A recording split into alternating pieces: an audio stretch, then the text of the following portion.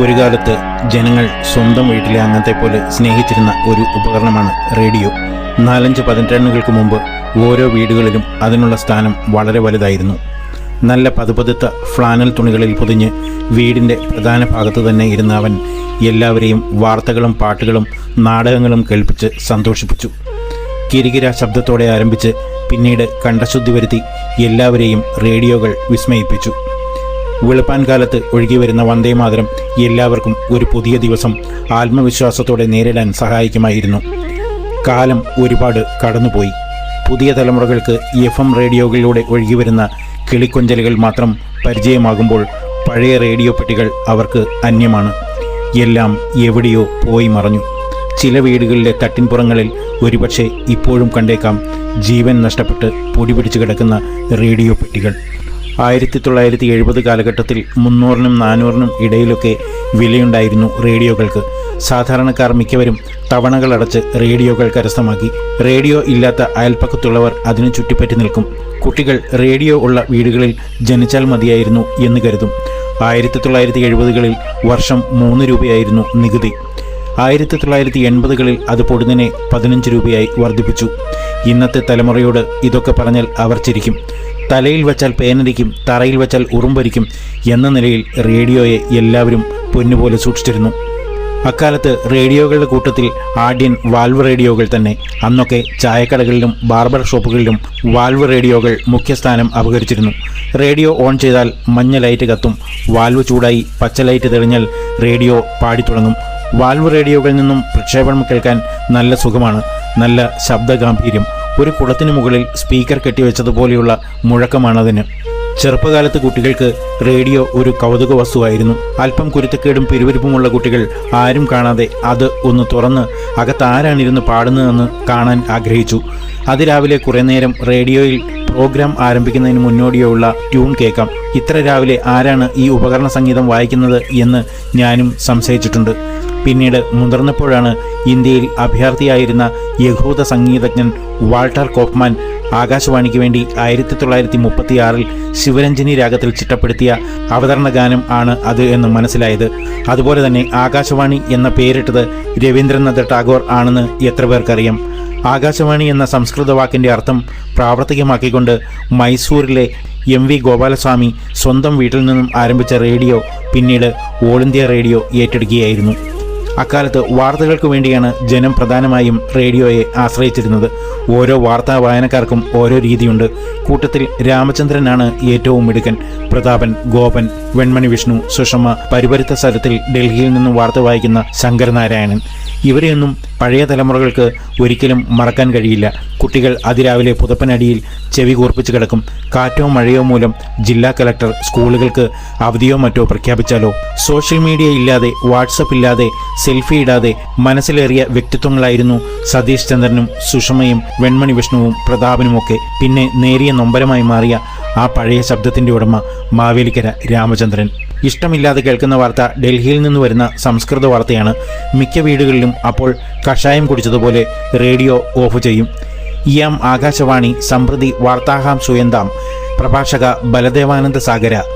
സംസ്കൃതം എന്നൊരു ഭാഷയുണ്ടെന്നും അത് ഇന്ത്യയുടെ ഏറ്റവും പുരാതനമായ ശ്രേഷ്ഠ ഭാഷയാണെന്നും മലയാളികളെ പഠിപ്പിച്ചത് ഈ ബലദേവാനന്ദ സാഗരയാണ്. ആ പേര് കേൾക്കുമ്പോൾ ഒരു ഗുസ്തിക്കാരന് പറ്റിയ പേരാണല്ലോ എന്ന് ഓർക്കാറുണ്ടായിരുന്നു.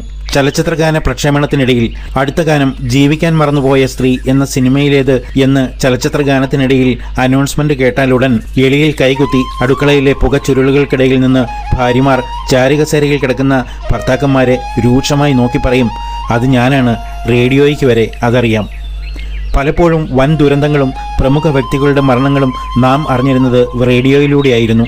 ഇന്ദിരാഗാന്ധി കൊല്ലപ്പെട്ടതും പെരുമൺ തീവണ്ടി അപകടം ഉണ്ടായതും അറിഞ്ഞത് റേഡിയോ വാർത്തകളിലൂടെ തന്നെ. ഞങ്ങൾ കുട്ടികളെ സംബന്ധിച്ചിടത്തോളം നേതാക്കൾ മരിക്കുമ്പോൾ 1-2 ദിവസം അവധി കിട്ടുമെന്ന സന്തോഷമുണ്ടെങ്കിലും പിന്നീട് കുറഞ്ഞത് 10 ദിവസത്തേക്ക് ദുഃഖാചരണം മൂലം റേഡിയോ കേൾക്കാൻ കഴിയില്ലല്ലോ എന്ന സങ്കടം ബാക്കിയാകും. ഇടയ്ക്കെങ്ങാനും റേഡിയോ ഓൺ ചെയ്താൽ വല്ലാത്ത ശബ്ദത്തിലുള്ള ഒരു നിലവിളി സംഗീതം കേട്ടുപോയെന്ന് അപ്പോൾ തന്നെ റേഡിയോ ഓഫ് ചെയ്യും. ജയന്റെയും പ്രേം നസീറിന്റെയും ഇന്ദിരാഗാന്ധിയുടെയും രാജീവ് ഗാന്ധിയുടെയും ഡയാന രാജകുമാരിയുടെയും മദർ തെരേസയുടെയും ഒക്കെ മരണം മലയാളത്തിലെ ഏറ്റവും ദുഃഖം നിറഞ്ഞ ഗാനങ്ങളുടെ അകമ്പടിയോടെ റേഡിയോ സ്വന്തം ദുഃഖമായി നമ്മെ അറിയിച്ചു. മക്കൾ തിലകം MG രാമചന്ദ്രന്റെ വേർപാട് 3 ദിവസത്തെ ദുഃഖാചരണമായി കേരളവും ഏറ്റെടുത്ത് റേഡിയോ വിളിച്ചു പറഞ്ഞു. ആ ദിവസങ്ങളിൽ കഥ പറയാത്ത, പാട്ടുപാടാത്ത റേഡിയോ വീടിനെ വിങ്ങുന്ന ശബ്ദത്തിൽ കരയിച്ചു.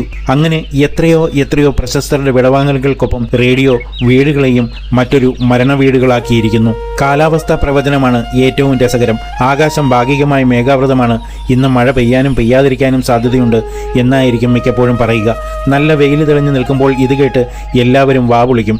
തെളിഞ്ഞ അന്തരീക്ഷം ആണെന്ന് പറയുമ്പോൾ ഇടിവെട്ടി മഴ പെയ്യും. ജനങ്ങൾ അതിനനുസരിച്ച് കാര്യങ്ങൾ നടത്തി വിജയിച്ചു. ഒരിക്കലും ശരിയാകാത്ത പ്രവചനം നടത്തി പരീക്ഷിച്ചവരെല്ലാം പരാജയപ്പെട്ടു കടന്നുപോയി. ആകാശവാണിയുടെ മാസ്റ്റർ ഐറ്റം ആയിരുന്നു റേഡിയോ നാടകങ്ങൾ. മിക്കപ്പോഴും സാമൂഹിക പ്രസക്തിയുള്ള വിഷയങ്ങളോ പുണ്യപുരാണ ചരിത്ര വിഷയങ്ങളോ ആയിരിക്കും നാടകമായി അവതരിപ്പിക്കുക.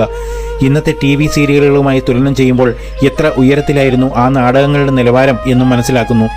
ജനങ്ങളുടെ സാംസ്കാരിക നിലവാരവും ധാർമ്മിക ബോധവും അക്കാലത്ത് ഉയർന്നതായിരുന്നു. ഇപ്പോഴത്തെ സീരിയലുകളിലെ പോലെ അമ്മായിമ്മപ്പോരും അവിഹിത ബന്ധങ്ങളും വഴിപിഴച്ച ജീവിതകഥകളും മാത്രമായിരുന്നില്ല അത്. വർഷത്തിൽ ഒരിക്കൽ മാത്രം വരുന്ന റേഡിയോ നാടകവാരത്തിനായി ജനങ്ങൾ കാത്തിരിക്കുമായിരുന്നു. TP രാധാമണിയമ്മ അവതരിപ്പിച്ച എത്രയോ റേഡിയോ നാടകങ്ങൾ കേട്ട് ചിരിച്ചും ചിന്തിച്ചും കടന്നുപോയ കുട്ടിക്കാലത്തെ രാത്രികൾ ഇപ്പോഴും ഓർമ്മയിൽ പച്ചപിടിച്ചു നിൽക്കുന്നു. അന്നത്തെ ജനങ്ങൾ ദൈനംദിന വിനോദ ഉപാധിയായി ആശ്രയിക്കുക റേഡിയോയെ ആയിരുന്നു. ജനങ്ങളെ രസിപ്പിക്കുന്ന ധാരാളം പരിപാടികൾ.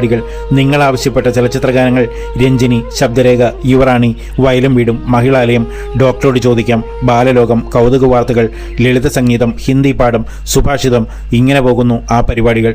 1 മണിക്കൂർ നീണ്ടു നിൽക്കുന്ന രഞ്ജിനി കേൾക്കാൻ വേണ്ടി മാത്രം എല്ലാവരും പുറത്തെങ്ങും പോകാതെ വീടുകളിൽ കാത്തിരിക്കുമായിരുന്നു. നാടകഗാനം കേട്ട് KS ജോർജിനെയും KPSC സുലോചനയും അനുകരിച്ച് പാട്ടുപാടിയ മധുരമാമ്പഴക്കാലം കൂടിയാണ് റേഡിയോ തന്ന ഞായറാഴ്ചകൾ. പാട്ടുകാരെയും പാട്ടെഴുതിയ ആളെയും സംഗീത സംവിധായകനെയും സിനിമയെയും പരിചയപ്പെടുത്തി പാട്ടിനെ നെഞ്ചോട് ചേർത്ത് അവതരിപ്പിച്ച ആ റേഡിയോ കാലം ആർക്കും മറക്കാൻ കഴിയില്ല. സന്യാസിനിയെയും അകലെ അകലെ നീലാകാശത്തെയും മലയാളികളുടെ നിത്യഹരിത ഗാനങ്ങളാക്കി മാറ്റിയത് ആകാശവാണിയായിരുന്നു. സന്തോഷ് ട്രോഫി ഫുട്ബോളും ആലപ്പുഴ പുന്നമടക്കായലിലെ നെഹ്റു ട്രോഫി വള്ളംകളിയും തങ്ങളുടെ വീടുകളെ മത്സരക്കളമാക്കിയ കാലം.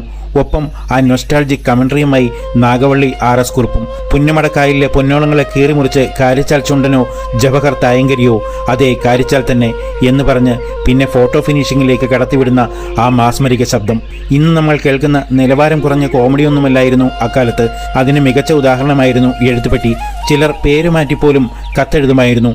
ഇതുപോലെ കൊല്ലം ജില്ലയിലെ ആര്യങ്കാവ് റോസ്മലയിൽ നിന്നും കഷ്ടകാലൻ നായർ എഴുതുന്നത്: പ്രിയപ്പെട്ട ചേട്ടാ ചേച്ചി, കഴിഞ്ഞ ഞായറാഴ്ച രാത്രി 8:30 സംപ്രേഷണം ചെയ്ത ഹാസ്യനാടകം മാറി നില്ലും അറിയാമേ മലയിടിഞ്ഞു വരുന്നു. ഞാൻ കള്ളുഷാപ്പിലായിരുന്നതിനാൽ കേൾക്കാൻ കഴിഞ്ഞില്ല. ആ നാടകം ഒന്നുകൂടി സംപ്രേഷണം ചെയ്യാമോ? അതിന് മറുപടി പറഞ്ഞത് ഇങ്ങനെയാണ്: പ്രിയ കഷ്ടകാലൻ നായർ, താങ്കൾ ഞങ്ങളുടെ പരിപാടികൾ ശ്രദ്ധിക്കുന്നതിന് നന്ദി.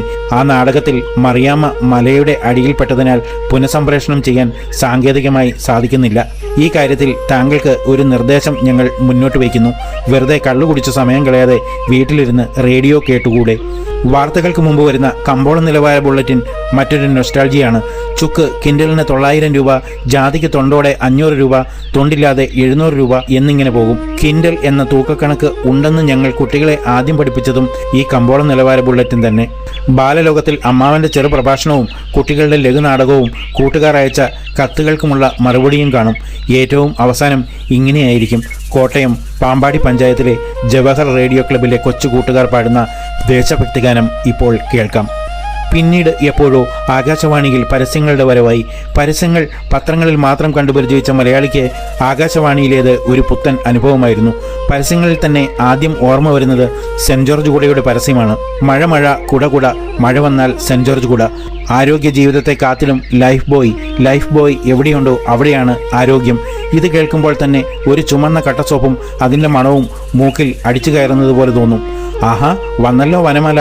വസ്ത്രവർണ്ണങ്ങൾക്ക് ശോഭ കൂട്ടാൻ Vanamala bar soap. Vanamala bar soap ഇപ്പോൾ എവിടെയാണാവോ? വനമാല വർഷങ്ങൾക്ക് മുമ്പേ എങ്ങോ അപ്രത്യക്ഷമായി. വാട്ട് ഈസ് ദിസ് ലീലാമേ? ഫയലുകളൊന്നും നീങ്ങുന്നില്ലല്ലോ. മൈക്കിൾസ് ടീ കുടിച്ചില്ലേ? ആരോഗ്യത്തിനും ഉന്മേഷത്തിനും മൈക്കിൾസ് ടീ ഒരു ശീലമാക്കൂ. ചായ കുടിച്ചിട്ടും പക്ഷേ ഫയലുകളൊന്നും നീങ്ങിയില്ല. പാലില്ലെങ്കിൽ വിഷമിക്കണ്ട, അടുത്ത പരസ്യം അപ്പോൾ തന്നെ വരും. എന്ത്, ചായക്ക് പാലില്ലെന്നോ? പാലില്ലെങ്കിൽ വിഷമിക്കണ്ട, അനിക് സ്പ്രേ ഉണ്ടല്ലോ. അനിക് സ്പ്രേ പൊടി പോലുമില്ല കണ്ടുപിടിക്കാൻ.